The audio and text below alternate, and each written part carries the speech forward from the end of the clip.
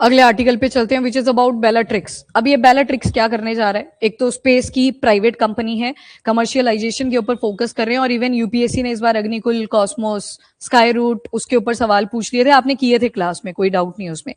अब ये जो बेलाट्रिक्स है ये भी एक प्राइवेट कमर्शियल बॉडी है इंडिया की, जो स्पेस टेक में अपना कॉन्ट्रीब्यूशन देना चाहती है।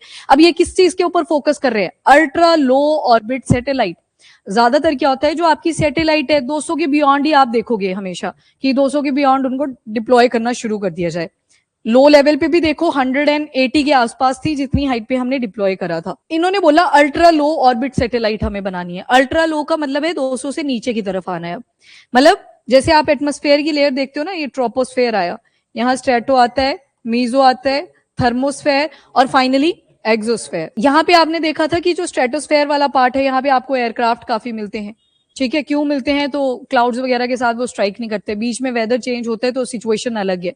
जैसे जैसे आप ऊपर की तरफ जा रहे हो तो ऊपर के डिस्टेंस पे क्या आ जाता है? एक्सोस्फेयर। और इन एरियाज को क्या माना जाता है? सुटेबल माना जाता है for the deployment of satellites. पर सैटेलाइट टकराए ना किसी भी चीज के साथ, तो वो भी चीज ध्यान में रखी जाती है, क्योंकि उससे फिर हमारा इंफ्रास्ट्रक्चर ही डैमेज करेगा। तो अभी बेलाट्रिक्स जो एरोस्पेस है, इन्होंने एक प्रोजेक्ट 200 को लॉन्च किया, और साथ में बोला कि हम अल्ट्रा लो अर्थ ऑर्बिट्स को यहाँ पे ऑपरेशनलाइज करवाएंगे। और कितने ऑल्टीट्यूड के ऊपर? 180 से 250 किलोमीटर के ऑल्टीट्यूड पे। इंटरनेशनल स्पेस स्टेशन आप देखते हो 400 किलोमीटर के पास ये पहुंच जाते हैं। तो मैक्सिमम हम दूर पे ही डिप्लॉय करने की ट्राई करते हैं, पर इन्होंने बेलाट्रिक्स ने क्या बोला कि हम अल्ट्रा लो अर्थ ऑर्बिट पे डिप्लॉय करेंगे। प्रोजेक्ट दे दिया, प्रोजेक्ट 200 और अल्ट्रा लो अर्थ ऑर्बिट। इसमें मेन मिशन जो रहेगा प्रोजेक्ट का, वो एडवांस प्रोपल्जन टेक्नोलॉजी को भी डेवलप करना रहेगा, क्योंकि ब्रेक जल्दी लगानी पड़ेगी। पहले तो क्या था, आप स्पेस में पहुंच चुके हो, अब जब स्पेस में पहुंच गए हो तो आपके पास टाइम होगा मैनूवरिंग का भी। यहाँ पे मैनूवरिंग का टाइम नहीं बचेगा। जब रॉकेट लॉन्च करा जाएगा तो इतनी ज्यादा यहाँ पे थ्रस्ट भी तो डेवलप होगी, जोर से जाएगा वो जब ऊपर को जाएगा रॉकेट। तो बोला कि यहाँ पे हमें प्रोपल्जन टेक्नोलॉजी को भी कहीं ना कहीं और ज्यादा इंप्रूव करना पड़ेगा। सबसे पहले ये जो टेक्नोलॉजी है थ्रस्ट ही जनरेट करेगी। थ्रस्ट क्यों जनरेट करवानी पड़ती है? इतनी बड़ी मशीन को आप स्पेस की तरफ भेज रहे हो, ग्रेविटी भी तो खींचेगी उसे, तो जोर ज्यादा लगेगा, तो थ्रस्ट आएगी, और जो ऑब्जेक्ट है ऊपर की तरफ मूव कर सके। एयरक्राफ्ट हो गया आपके, rocket, missile, spacecraft, ship, submarine, और इवन बहुत सारे ऑटोमोबाइल्स। वहां पे कौन सी टेक्नोलॉजी बोलते हो आप? Propulsion technology.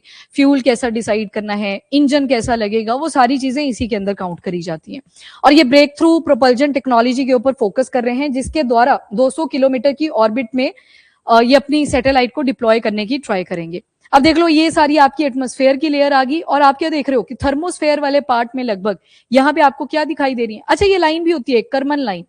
ये कर्मन लाइन ऐसे अज्यूम कर ली जाती है कि इमेजिनरी लाइन है, लगभग 100 किलोमीटर के डिस्टेंस पे आपको दिखाई देगी। इसके बाद किसको बोल देते हैं कि स्पेस शुरू हो गया।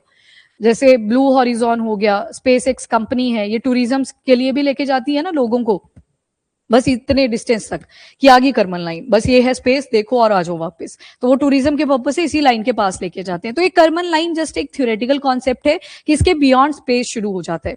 अब आप क्या नोटिस कर रहे हो कि इसी लाइन के पास में आपको क्या दिख रही है? सैटेलाइट्स दिखनी शुरू हो जाती हैं।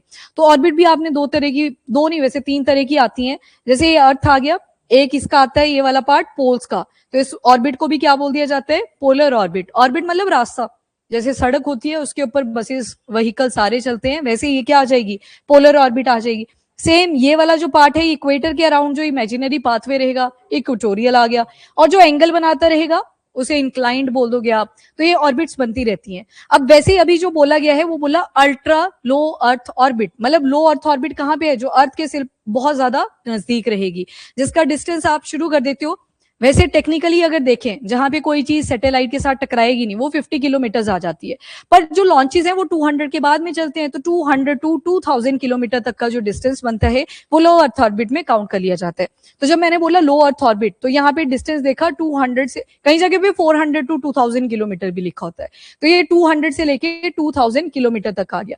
पर अभी जो बेलाट्रिक्स ने बोला है वो क्या करेंगे? 180 टू 250 किलोमीटर पे ज्यादा फोकस करेंगे। तभी बोला project 200 ultra low earth orbit पे ये फोकस करेंगे। लो अर्थ ऑर्बिट के बाद आती है मीडियम अर्थ ऑर्बिट, ये चली जाती है लगभग 20,000 किलोमीटर। अब देखो ये जो 20,000 किलोमीटर है ना, ये कई जगह पे लिखा है ऐसे कि 2000 टू 20,000 किलोमीटर तक बनेगा मीडियम अर्थ ऑर्बिट, पर ये इसके बियॉन्ड जाता है। ये जो मीडियम अर्थ ऑर्बिट है इसके बियॉन्ड भी जा सकता है, पर इतना मान लिया जाता है कि यहाँ पे हम सैटेलाइट्स को डिप्लॉय करना शुरू कर देंगे। फिर आप जब पहुंच जाते हो 35786 किलोमीटर के डिस्टेंस पे, तो यहाँ पे आ जाती है आपकी जियो स्टेशनरी अर्थ ऑर्बिट या जियो सिंक्रोनस और अर्थ ऑर्बिट्स यहाँ पे आ सकती हैं। उनके ऊपर अभी मैं नहीं जा रही, नहीं तो और डेप्थ में चले जाएंगे। तो अभी बस आपने क्या देखा, डिस्टेंस के हिसाब से यहाँ पे बड़ी सारी ऑर्बिट्स बन रखी है, ठीक है। तो ये वाली जो ऑर्बिट है लो अर्थ ऑर्बिट, इससे भी कम वाले डिस्टेंस के ऊपर बेलाट्रिक्स ने बोला है हम सैटेलाइट को लॉन्च करेंगे। अब जब ऐसे फ्रीली जाएगी ऊपर कोई भी स्पेस में बॉडी, तो ब्रेक लगाना टफ हो जाता है। तो लो ऑर्बिट के अंदर, अल्ट्रा लो अर्थ ऑर्बिट के अंदर आपको ब्रेक लगानी पड़ेगी। वो डिसाइड होगा आपकी प्रोपल्शन टेक्नोलॉजी कैसे यूज हुई है। तो ये इनके ऊपर काम कर रहे हैं। तो 200 किलोमीटर ये प्रोजेक्ट का नाम आगे क्यों आया, तो अल्ट्रा लो अर्थ ऑर्बिट की वजह से आया।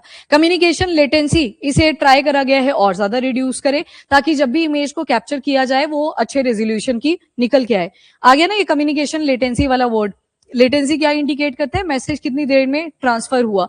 तो उसको तो हमेशा रिड्यूस करने की ही ट्राई करी जाएगी। तो इन्होंने भी ठीक ठाक बाय हाफ 3 टाइम्स बेटर जो इमेज रेजोल्यूशन है ये हमें प्रोवाइड करके देगा। जितनी ज्यादा कम्युनिकेशन लेटेंसी रिड्यूस करेगी उतनी बेटर रेजोल्यूशन भी आएगी। लोअर सैटेलाइट की cost, high resolution earth observation, telecommunication या साइंटिफिक रिजर्व की बेसिस पे इसे यूज करा जा सकता है। ये चीफ एग्जीक्यूटिव ऑफिसर वगैरह ये उनके हैं बेलाट्रिक्स के, इनके नाम आपने याद नहीं करने हैं। इन्होंने भी बोल दिया है कि ये चैलेंज ही था एक तरह से, कि अगर अल्ट्रा लो अर्थ ऑर्बिट के ऊपर आपको अपनी कोई सैटेलाइट लेके जानी है तो उसके लिए प्रोपल्जल टेक्नोलॉजी आपकी और ज्यादा एडवांस होनी चाहिए। तो हम 4 साल से लगे हुए थे इसी के ऊपर काम करने के लिए। तो अब थोड़े ये रेडी हो रहे हैं, तो इसी वजह से लॉन्च कर दिया प्रोजेक्ट 200 को। अब ये नेक्स्ट जनरेशन के सैटेलाइट कैपेबिलिटीज को यहाँ पे यूज करेंगे और नई नई स्पेस में एप्लीकेशंस निकल के आएंगी। इसके अलावा बेलाट्रिक्स एरोस्पेस प्रिंसिपल स्पॉन्सर भी है 8th बेंगलुरु स्पेस एक्सपो का। ये बेंगलुरु में कंडक्ट होता है। एक्सपो क्या इंडिकेट कर रहा है, कि मतलब रिवील करेंगे क्या क्या हम बना रहे हैं आज के टाइम पे। तो इस बार बेलाट्रिक्स एरोस्पेस ही उसका स्पॉन्सर भी रहेगा। जैसे नॉर्डिक नेशन में वॉल्वो ग्रुप आया, उन्होंने मीटिंग करवा दी ना, राउंड टेबल कॉन्फ्रेंस टाइप करवा दिया मीट, तो वैसे ही इन्होंने इस बार बोला कि हम ही स्पॉन्सर करेंगे। बाकी major Indian private space technology companies, एक तो स्काई रूट एरोस्पेस आ गया जो आज के टाइम पे रॉकेट्स के ऊपर सबसे ज्यादा फोकस कर रहे हैं, और विक्रम सीरीज इन्होंने चला रखी है, और स्मॉल सैटेलाइट लॉन्च व्हीकल पे ज्यादा फोकस किया है। देन आती है pixel hyper spectral earth observation satellite constellation को बना रहा है, साथ में डाटा सर्विसेज के ऊपर फोकस कर रहा है। दिगंतारा रिसर्च एंड टेक्नोलॉजी, ये स्पेस सिचुएशनल अवेयरनेस इंफ्रास्ट्रक्चर को रेस कर रहा है, यानी कि इंटेलिजेंस होगी, सेंसर आपको लगाने पड़ते हैं कि कोई पर्टिकुलर गैस को डिटेक्ट करना है, तो उसके ऊपर दिगंतारा फोकस कर रहा है। देन आता है सैटेलाइट्स, हाँ, एक आगी स्काई रूट, एक आगी पिक्सल, एक आगी दिगंतारा रिसर्च एंड टेक्नोलॉजी। इसके बाद आती है सैटेलाइट्स, इसे पहले नाम दिया था एक्सीड स्पेस, बाद में चेंज कर दिया, अच्छा नहीं लगा होगा, नाम चेंज भी कर लेते हैं। तो ये जो वर्क करेंगे मेनली ये सैटेलाइट की असेंबली के ऊपर ज्यादा फोकस करेंगे, एंड उनको कैसे इंटीग्रेट करना है। जैसे कई बार होता है ना, ऑर्डर आता है कि आप भी हमारी सैटेलाइट भी ले जाओ, आप तो जा ही रहे हो स्पेस में, तो वो असेंबली वाला काम, इंटीग्रेशन वाला काम, साथ में टेस्टिंग एंड ऑपरेशन, उन सभी के साथ डील करेगा। और इसके बाद ग्रह स्पेस भी आएगा, जो स्टार्टअप है एक तरह का, नैनो सैटेलाइट्स के ऊपर फोकस कर रहा है, छोटे साइज की जो सैटेलाइट्स हैं उनके ऊपर। पेलोड्स भी बना रहा है, छोटे छोटे ग्राउंड स्टेशन के ऊपर भी फोकस कर रहा है।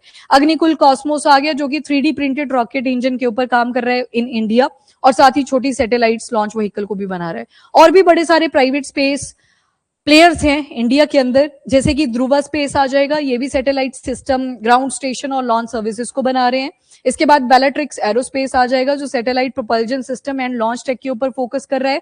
अनंत टेक्नोलॉजीज आ गई, जो सैटेलाइट सब सिस्टम इंटीग्रेशन और एरोस्पेस हार्डवेयर के ऊपर काम कर रहे हैं। एंड सेटश्योर या पियर साइट और अजिस्ता एरोस्पेस, ये मेन काम कर रहे हैं ऑन डाटा एनालिटिक्स और ऑब्जर्वेशन टेक्नोलॉजी कैसे और ज्यादा एनहांस करी जा सकती है।